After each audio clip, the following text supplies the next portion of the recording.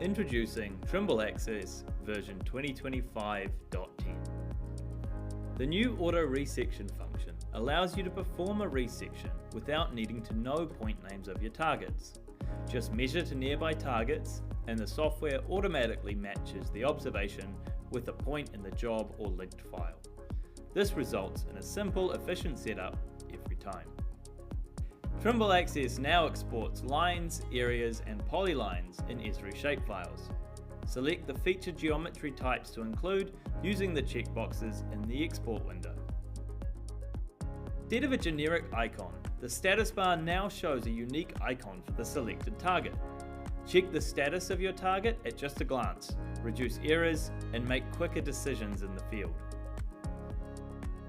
Use the new measure codes method to save feature code line work to the job as polylines for easy sharing between platforms. Create lines using a combination of newly measured and existing points.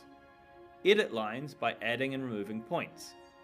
This new method makes line work in Trimble Access simpler, faster and more adaptable, giving you more control over your line work.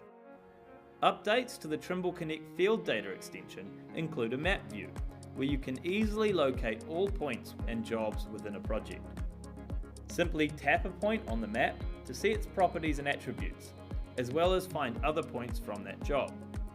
The map view allows you to contextualize your data, stay organized, and save time. When staking from strings and surfaces, you can now select the to the nearest string method.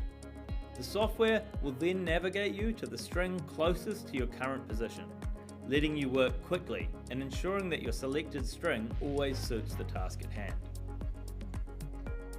The tape distances workflow can now record more than just 90-degree angles.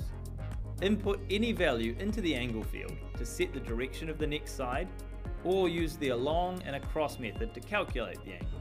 This allows you to measure more complex structures with ease. For more information, see the release notes on the Trimble Field Systems Help Portal.